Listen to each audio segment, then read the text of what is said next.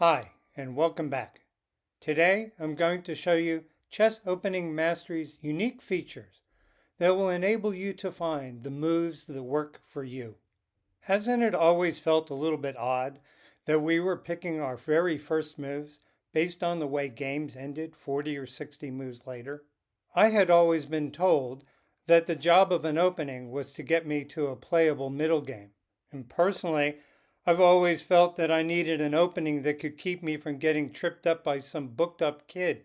So come along while I show you Chess Opening Mastery's unique features. So obviously it's all about the big bar chart on the right hand side of the screen. Since I've checked the E4 box, the bar chart shows the Stockfish engine scores for the 69 million games right before White's 15th move.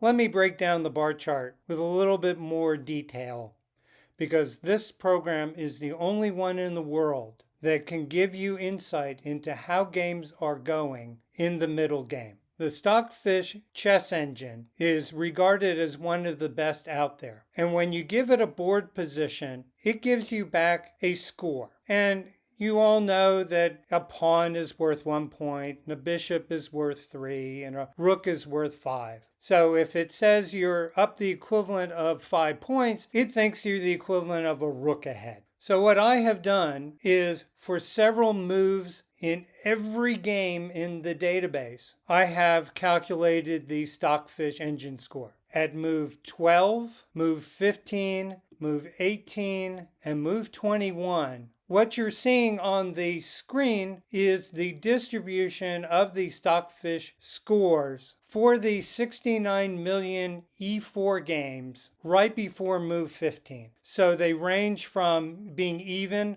up to like 4. Games that are better than a 5.5 I put in their own bar. And then there are games where White has won outright.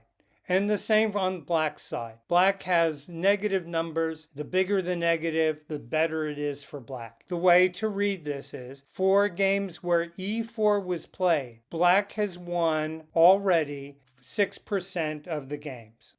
And 8% of the games are in favor of Black about a pawn. And again, for White, about 5% of the games are in favor of White around 4 pawns. That's at move 15. And you can do the same thing at 18 and also at 21. Now, sometimes you want to know if White is ahead or Black is ahead. If you click on the All Buckets button, it will subtract Black's percentages from White's and give you a relative difference. The real beauty of this shines when you compare multiple moves. That's what you want to do, right? You want to find the move that works best. Let's go ahead and also click on D4.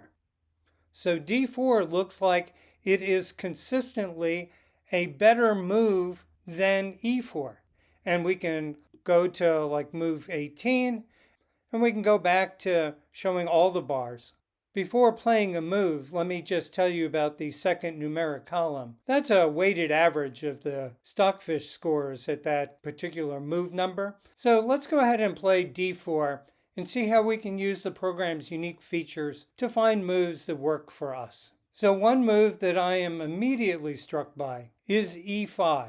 It shows up in over 5% of games for this rating bracket. And not only that, its weighted Stockfish score at move 12 is only 0.53, which is actually better than the main move, D5. And E5 is supposed to be a not very good move. So let's go ahead and add it to the mix. And we can actually, let's turn off D5 and let's go ahead and turn on the White advantage. Oh, wow, look at that. Black actually wins more games by move 12 than White does. Sounds like it's a really trappy kind of opening. Let's look even further. Let's go to move 18. So I think what I need to do is to understand how to play against E5. Let's go ahead and move E5.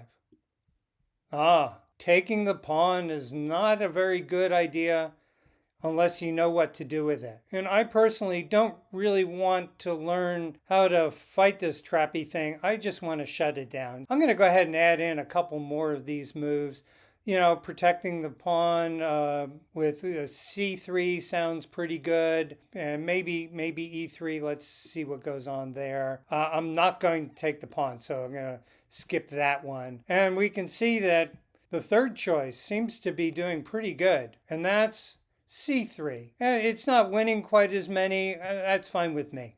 So I'm going to go ahead and do that. So black's most popular choice doesn't seem very challenging, just a pawn exchange. But the e4 has done pretty well for it. And even though it only shows up in 1% of the games, I'm a little bit curious as to what I should do. So I'm going to go ahead and move that down. And here I can see that the thing to do is to bring the bishop out. And I'm now down to less than 1% of the games that I'd be playing. And I have other fish to fry, so I'm going to leave it there.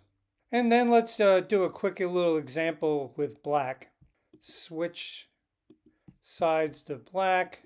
So let's go ahead and play white's king pawn out and quickly just give a brief description of this from black's perspective. So again, this bar chart is showing white's advantage, and since we're black, we want shorter bars. Playing c5 for this rating bracket, by move 15, black is actually doing pretty good. Hopefully this has given you a good idea on how to use the program to find moves that work for you. And thank you for watching.